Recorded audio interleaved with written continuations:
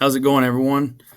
This is the beginning of episode 2. I'm going to start giving an explanation on my warm-up routine.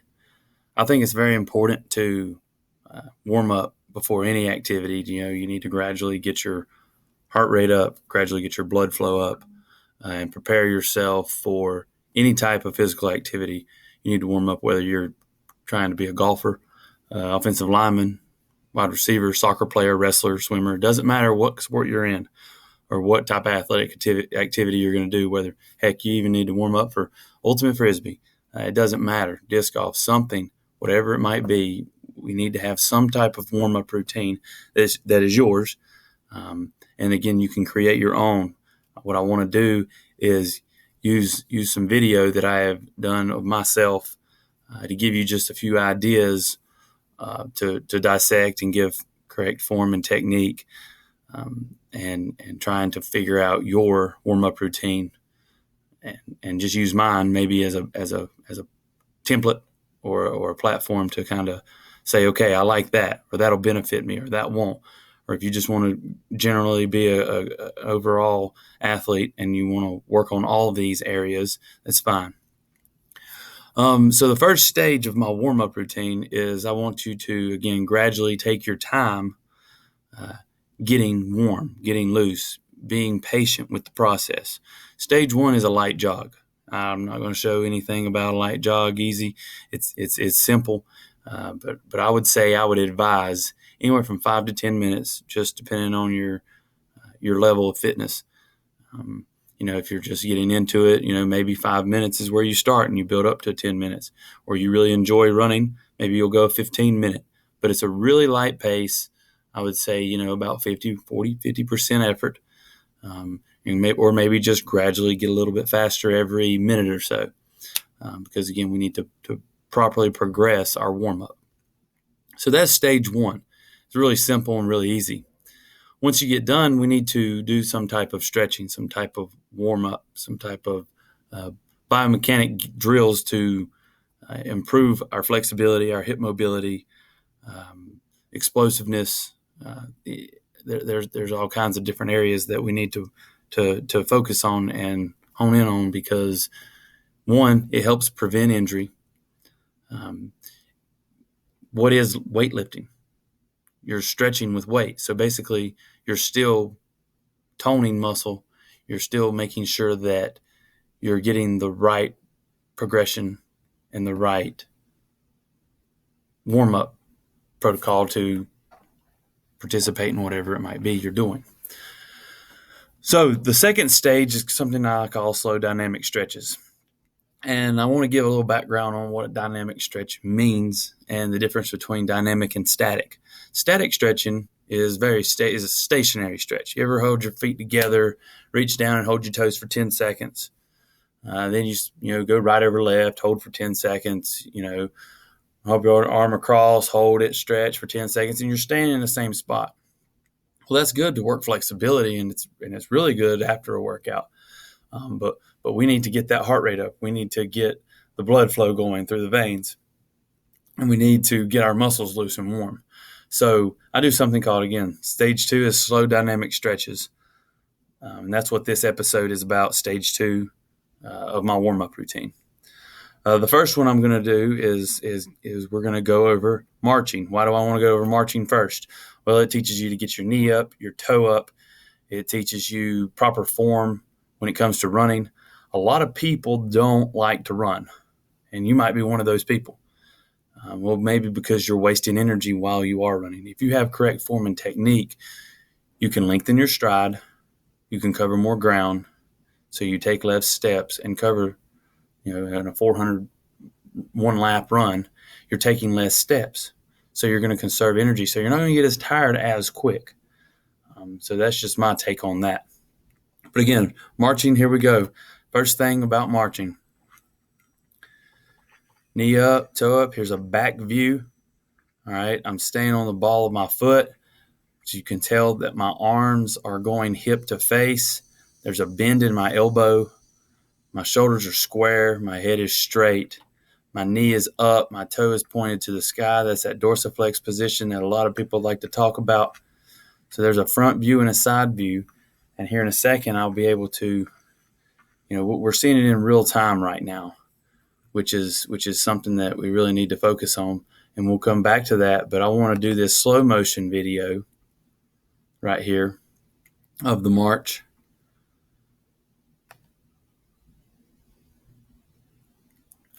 And we'll really be able to slow things down and pay attention and look at them. I'm guessing there's some. There we go. We're getting it going now. Okay. Sorry about that. So here's the slow motion version. All right, going in fast, then straight in to the slow motion part. You see my knee again is up. My hips are square. Shoulders are square. I'm not looking up or down. I'm looking straight forward. My elbows stay bent at a 90-degree angle. Look at the motion of my shoulder. That's where most of my action in this drill and a lot of running drills taking place. You don't want to chop and act like you're chopping wood. Okay, see the elbow stays bent, knee up, shoulder square. Most of my action is in my shoulder. Good front view and side view. Slow motion really helps. Getting that knee up, you're working on hip mobility right here. Your hip flexors are so important in whatever you decide to do when you want to become an athlete, or again, just work on flexibility and wellness as a whole. And I'll come here, you'll see a side view. I have about 17 different slow stretches that we're going to be going over. So I'm hoping this isn't too long of an episode, but we really need to talk about all of them. Knee up, toe up, knee up, toe up. Some people call it knee up, toe up. So take notes, write down things that I just said, write down the different cues, and we'll continue to go on from there. The next warm-up drill that we're going to go through is called a lunge. A lot of people do these pretty regularly with their warm-up routines, or even in the weight room with dumbbells in your hands or a weight on your back. You can do weighted lunges, which we'll go through here in a little bit, next few episodes when we start getting into the weight room stuff. So again, write down these cues that I speak of and just try to use this as a reference. So maybe you can add it to your warm-up routine or not. Again, there's that movement in the shoulder, not the elbow. I like to call it cheek to cheek because you're bringing your hand from the cheek to your other cheek. You can go hip to face. You can call that too. Pick your nose, put it in your pocket. There's all kinds of different ways to try to remember how to move those arms, because your arms are so important when you're doing any type of running or running drill. Good posture, straight up and down. I'm not leaning forward, and my back knee gets as close to the ground without touching. Okay, so there's a lunge, and we'll go here, slow motion. Again, feel free to always rewind. You can rewind. It doesn't matter. I think these slow motion ones take a little bit longer to load up. I know I'm doing a lot of talking, but hey, I guess that's what you do when you try to explain things. All right, here comes the slow motion. I like how the slow motion on my camera does, because you start off in real time and then it transitions and switches into the slow motion. So my back knee is getting as close to the ground without touching. That gives me full resistance of the stretch. It stretches out parts of my groin area, my hips, and again, while still teaching and showing good form and technique when it comes to a running posture and a running form. So just sit back and watch for a minute, and I'll flip around. You'll be able to see a lot more things that I'm talking about. Really focus on the posture right here, because if you lean forward, you're not going to get that entire stretch that you might need. Knee over toe, back knee is close to the ground without touching, hip to face, bent in the elbow. You'll hear me say that a lot. Okay, I'm standing in a straight line. Laugh at my facial expressions. That's perfectly fine too. I think it was about 90, 92 degrees outside with the humidity of 100% or close to it the other day when I was making these videos. It was pretty hot.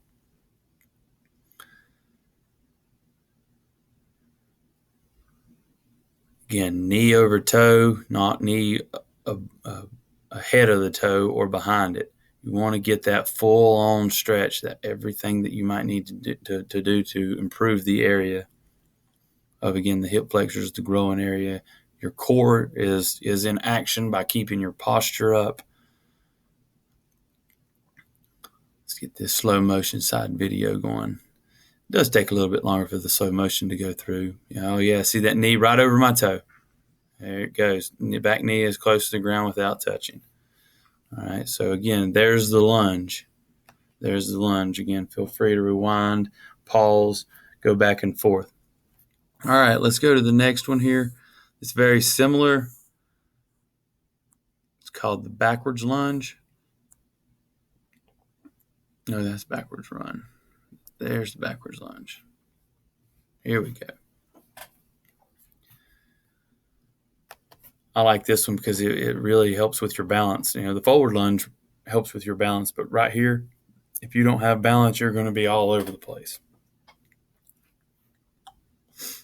All right, real-time version. Staying tall. I have to take a couple steps in between. You don't have to if you don't want to. If your balance is excellent, then try taking one step at a time. But I like to reset so I can make sure I get each stretch done to the best of my ability. Back straight, back knee is close to the ground without touching. Even while I'm walking, my arms are in motion, finding a pattern, finding a rhythm.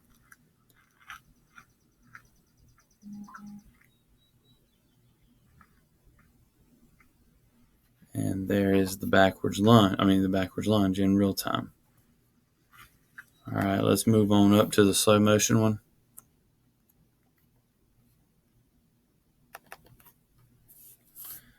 Moving right along. Turning out pretty good so far, I think. Quality's not as good as I want it to be in these videos because I had the video on my phone, then transferred to the drive. But hey, better than nothing. Some videos are a little bit better quality than the other. All right, in real time, moving on to the slow motion.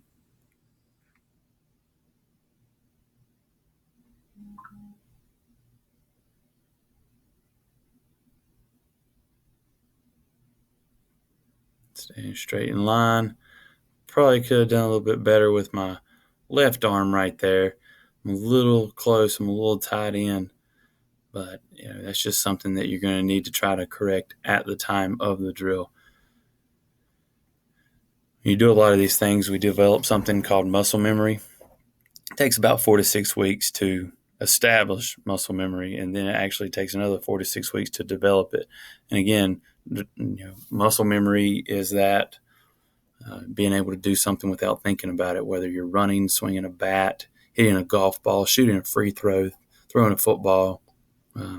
Muscle memory is very important, but you have to do it every drill, every routine the same to develop that. Good contact with the foot, back knee, and again, as close to the ground without touching. So just for the sake of time, again, you can rewind back and forth if you'd like to. Let's move over here. I want to fast forward a little bit. Oh, never mind. All right, backwards lunge. Now let's move on to something else called a straight leg. A straight leg. Some people call these Frankensteins. Again, I don't care what you call them. I just care that you get the technique and the cues taken care of the right way. Doesn't matter what you call them.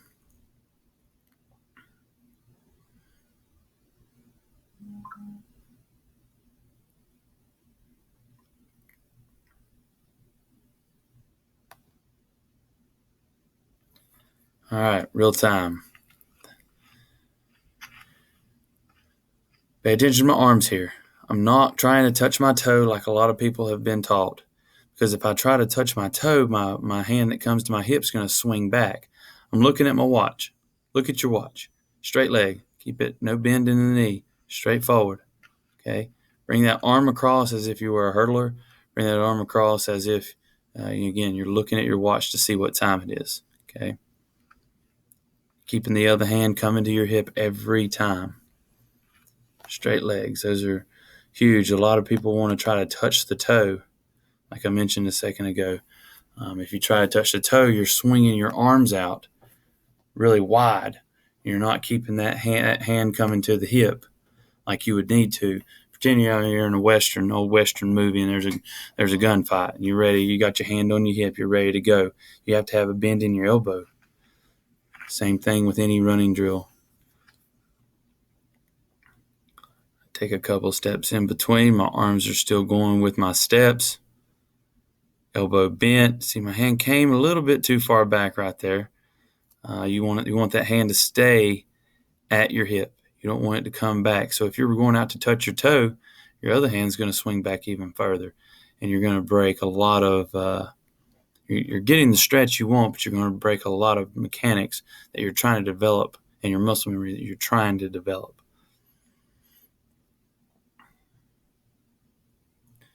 Straight up, look at your watch, legs straight, hand to the hip. Same thing there.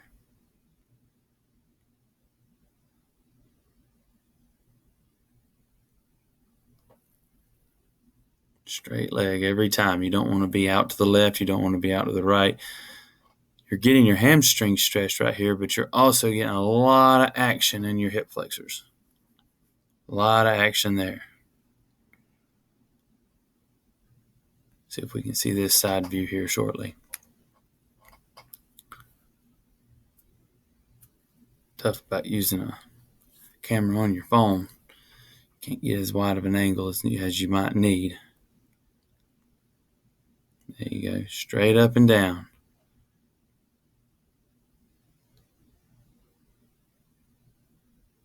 There's a slight bend in the knee, but really need to try your best to go as straight as possible. But a slight bend is really not that bad of an idea. All right, next one. Feet together, jog between. All right, we talked about static stretching earlier at the beginning. Well, this right here, you're going to be able to do something that do something similar as holding your feet together and holding down for 10 seconds. But if you have 5 to 6 different spots on wherever you're doing your warm-up drills, whether it's on the basketball court or on some grass or wherever it might be, you can still do this. Feet together, hold for about 2 seconds, jog a little bit.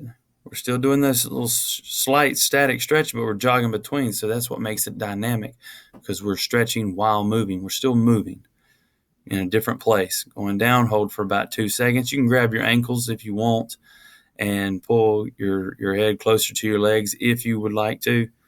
Okay. And this one's pretty simple, pretty easy to watch in real time. So we won't go over a slow motion. Feet together and jog a little bit. Feet together and jog a little bit. And this is a really good, it's a good one to start with. Feet together, jog between is a really good one to start with, because you might not be the best at being warmed up just yet. And this will help you get to that. All right, let's go to the next one. The old butterfly. Some people call them Buddha. I like to call them butterfly. I've even called them Buddha flies before, just to kind of throw in different names. This is a jog between as well. I'm going to put my feet in a V, go down, put my elbows on the inside of my knees, and then put my weight on my hand. You don't want to be too aggressive with this one. Elbows on the inside of the knees, slightly stretch, and then you lean your weight on your hands, and that stretches just a little bit more. It's a very, very sensitive area your groin is. where those tendons connect, and you don't want to overdo it right here because you don't want to tear your groin and stretch your overstretch your groin. You just want to get a little bit so you can again adhere to all of the areas that you might want to be working on in this warm-up routine. See how my elbows push my knees out just a little bit, and then when I went down, it helped continue that stretch. Again, we won't go slow motion with that one because it's pretty self-explanatory, but just make sure that you're not super aggressive with that one. All right, here we go on this next one. Right over left, left over right. Very similar, very very close to the feet together. But you're going to go right over left, hold for 2 seconds, left over right, hold for 2 seconds.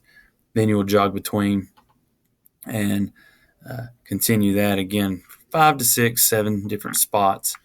1, 2, switching over. 1, 2, jog a little bit. You can start left over right first, right over left first. It doesn't matter. It just gives that little bit of extra stretch and focusing on one leg. When we get talking about our different lifts and things we do in the weight room, we'll be doing a handful of one-legged things as well. One-legged squats, stuff like that. So it's very important to make sure that if you do one leg or you do one arm, you do the other and balance everything out.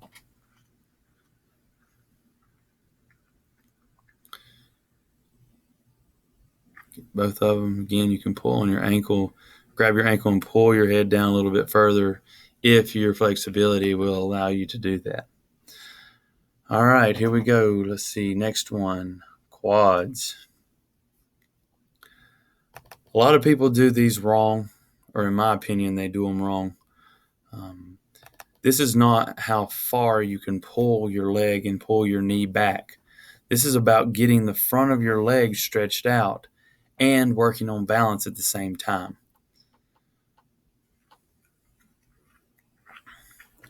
So there you go. I'm grabbing my foot right there at the laces, pulling it close to my butt, and then when I squat down with the leg that's touching the ground, that's when the stretch in your quad really takes effect.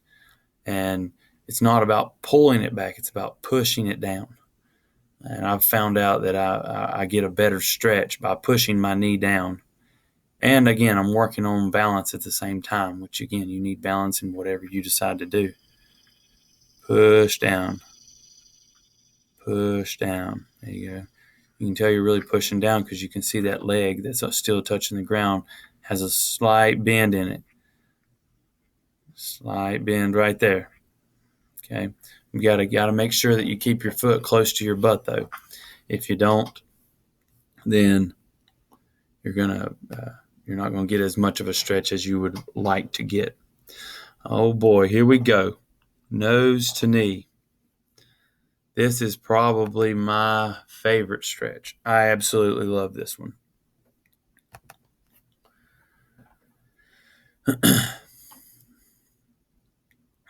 It really stretches that hamstring out. And oh my gosh, it's just, if you do it right, it feels really good. If you do it right, it feels good. So that the front leg stays straight. Oh yeah, I got a little wobbly there. Grab your calf, pull your head close to your knee. Excuse me on that. Taking a couple steps, bring your nose to your knee. That front leg stays straight. Nose to knee. See how I wrap around the bottom of my leg right there and kind of pull my head closer to my knee? Really have to exaggerate that. This gets that hamstring, and it also stretches out your glutes a little bit,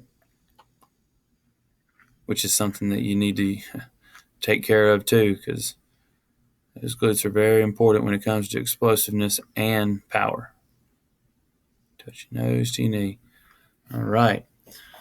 So again, make sure you're maybe writing these things down and making notes. All right. The next thing we have is called heel walk. Now, have you ever had shin splints? If you've ever had shin splints, a lot of people get shin splints from moving from, say basketball in the winter to a track in the spring, or a football field in the fall to a basketball court in the winter, if you're doing those multi-sports.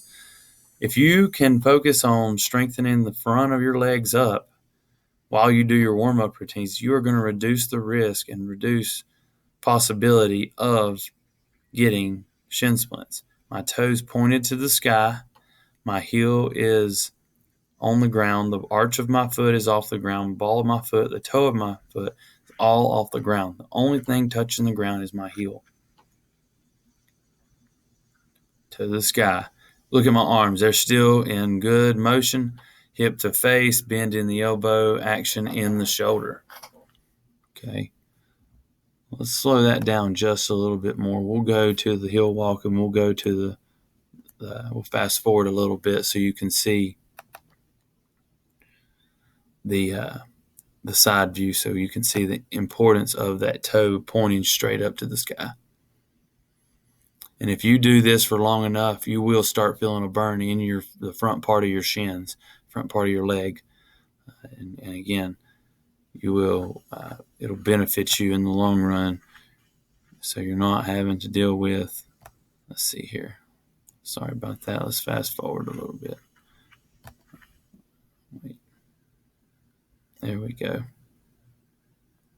Toe to the sky, heel only on the ground, arches off, ball of the foot off, toe off. All right, let's see if we can get this side view.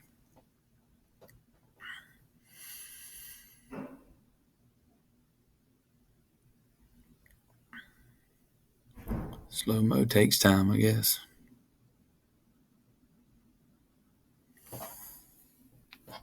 There we go.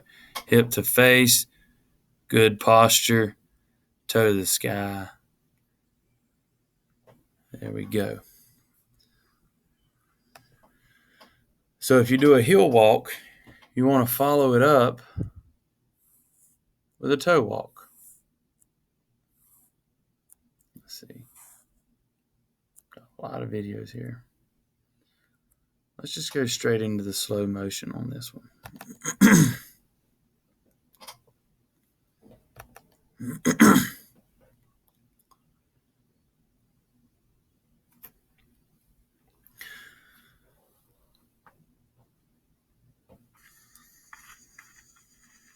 All right.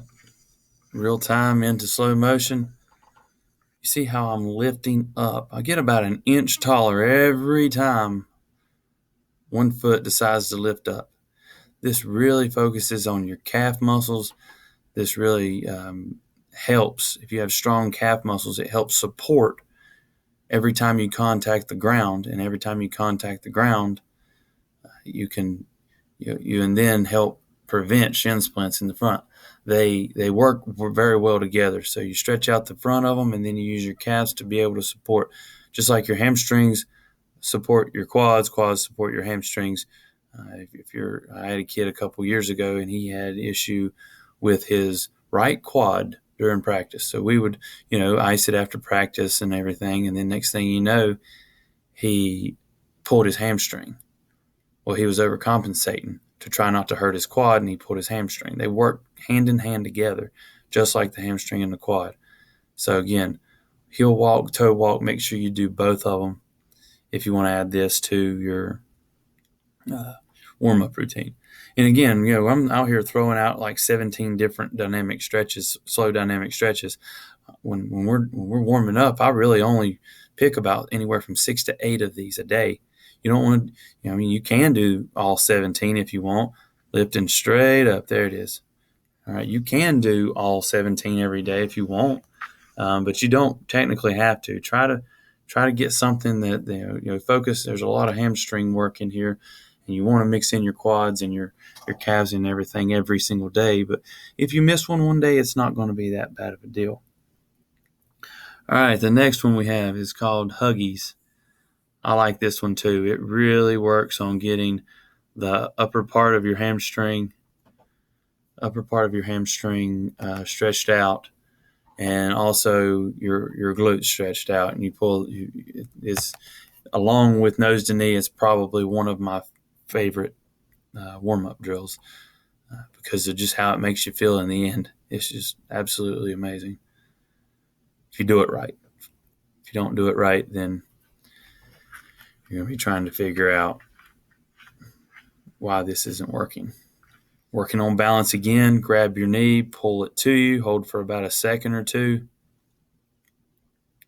Take a couple steps in between. Again, slow stretching, slow dynamic. Pull that knee up. It helps pull that toe to the sky, and you really work on getting that knee up high. Okay. It's so important when running or doing any type of warm-up drill that you're really focusing on getting that knee up high.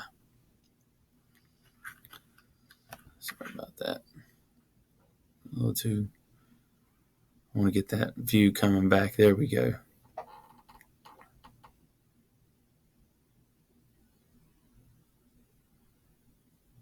Grab at the knee and pull. There you go. Really helps with balance too. Oh my gosh. The first couple times you do it, you might lose your balance here and there, but it really works balance. Knee up, toe up, hug that thing in. Get as close to you as you can. Get that hamstring and that glute stretched out right there, that upper part of that. Again, one of my favorite.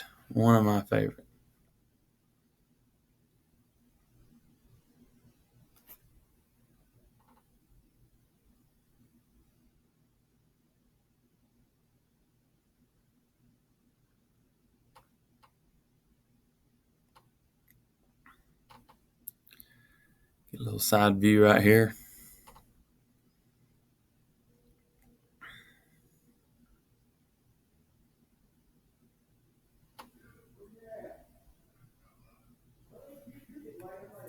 Here we go, knee up, hug that thing in, toe to the sky. Everything's good. Awesome. All right, next one we have here, we're going side squat.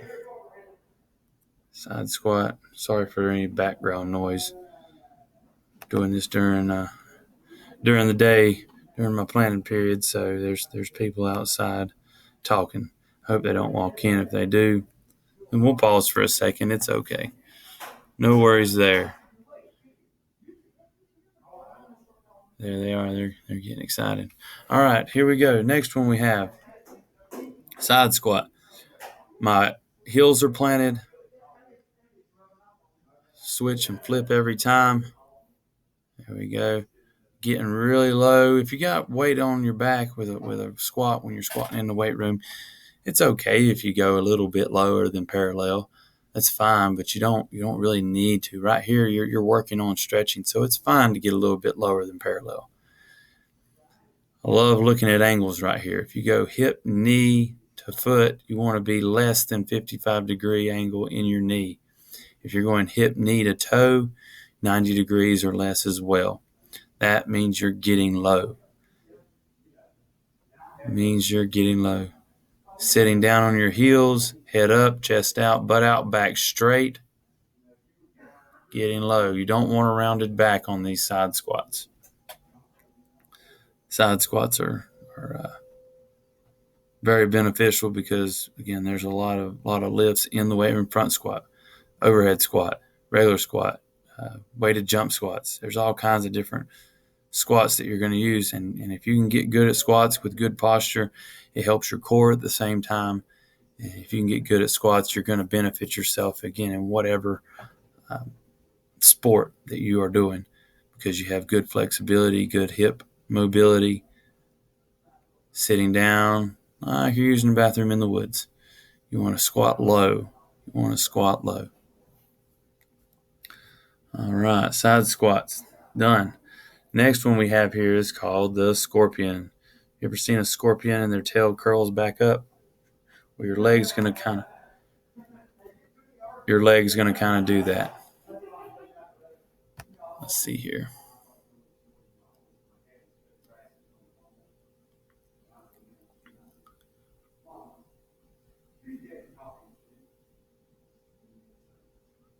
Again, sorry about the background noise. Here we go. Swing forward a little bit. Hands come to the ground. This along, like, again, nose to knee. I like that. Scorpions. I love these two. Love these two. Swing forward. Get your hips square. Kick back. Bring that foot up like a scorpion tail. And there you go with that. It's a really good stretch right here to get that. The leg that is staying on the ground is the one that's really getting most work while working on balance. I was a little off on my leg right there. I kicked a little bit to the side. You want to try to keep those as square and as straight as possible. That is the goal on these scorpions. Pay attention to my hands. Again, that helps me balance as well. Straight forward a little bit, touch down, and by putting my hands on the ground, I can get my leg up a little bit higher and get a little bit better stretch. So there's the scorpion for you. I like the scorpions. Some of the best. All right, next one we're going to go slow motion scoops. This is a 2-part stretch. A lot of people don't realize that it is. But you need to stretch down, and then the scoop is the second part. Okay, keeping your legs straight. Let this load up.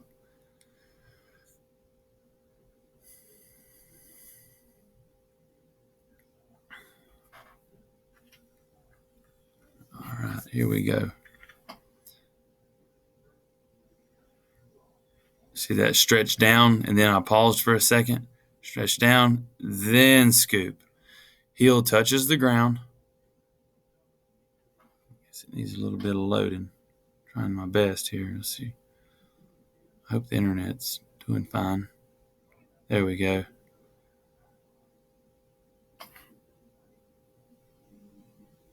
Sorry about that, folks. Heel down, toe to the sky, stretch, and then scoop. You scoop up, getting your fingers as close to the ground.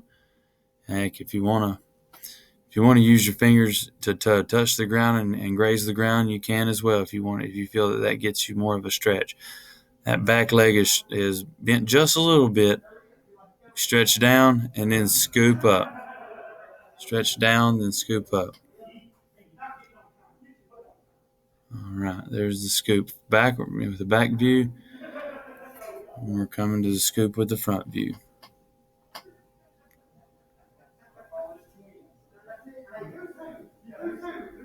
Wipe the sweat away a little bit. It was hot that day. I'm telling you, it was hot. Stretch down.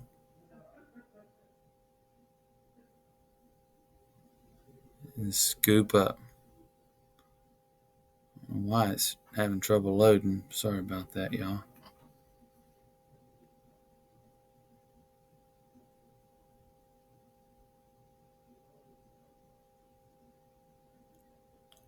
Stretch down, part one, toe to the sky, and then scoop. So there's the scoop. Again, one of my favorite stretches as well. All right.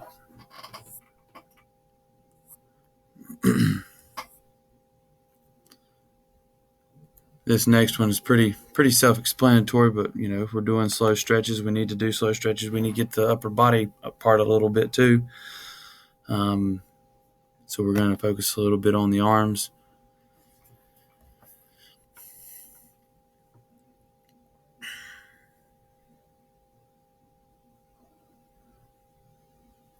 Come on, load up.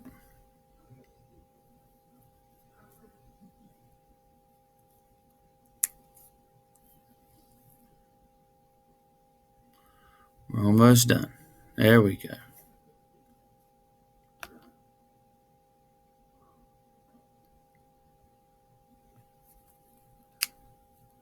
Gotta love technology sometimes.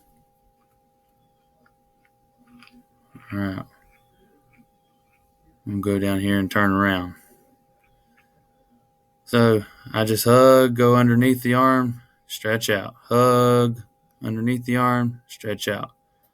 Hug, underneath the arm, stretch out. Kind of like Michael Phelps does before he goes in there for for a dive or dive into the pool to go for a race. Pull across, stretch out. You want to get both arms.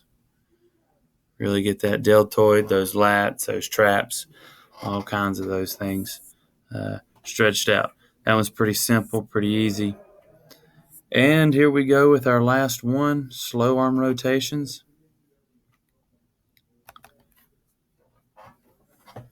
Last slow dynamic stretch that I'll be explaining.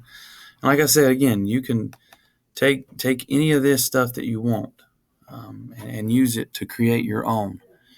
Use it to you can go verbatim and use everything that I do and just kind of go, again, pick your own 6 to 8 every day. Whatever works best for you and whatever your goal is and whatever you want to do when it comes to training and designing, hopefully maybe designing your own program and coming back to me and saying, hey, you ever think of adding this? Well, guess what? We'll add some episodes if we want. I'm perfectly okay with that. All right, last one. I'm going to bring my arm up, put my hand in the middle of my back, and I'm going to pull on my elbow to get my hand down further down my back, and then I rotate.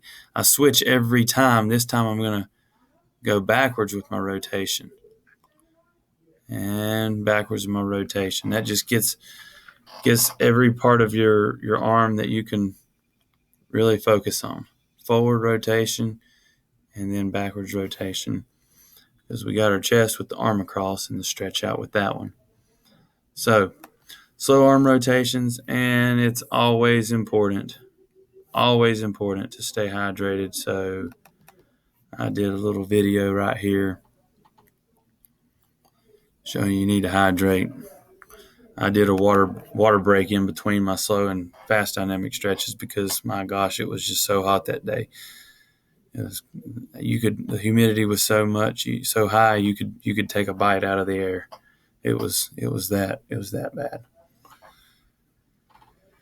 Maybe this one will load too.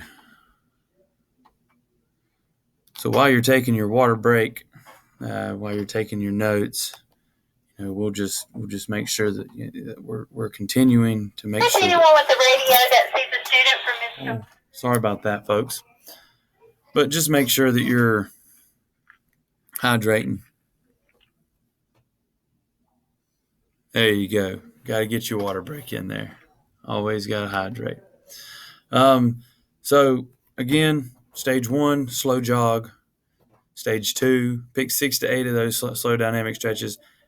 Pick some that you've done before that I might not have explained. You can shoot me an email or a discussion or something on the YouTube channel. It doesn't matter. And I'd love to collaborate and add more than 17. I'd love to get as many as I can and make sure that we're taking care of our entire body when we're doing our warm-up routine. Now, stage 3 and 4 will be in different episodes. We'll have fast dynamic stretches and then our sprint and takeoff episode 2. And once we're done with that, we'll start getting, make sure we put it all together before we're fully ready to go lift weights or play a specific sport, game, whatever it might be. So if you have any questions, go in the discussion part of the YouTube channel and or you can send me a personal email and let's collaborate and get it going together. All right. Thanks for your time. Hope you have a good rest of the day. Maybe I can get it.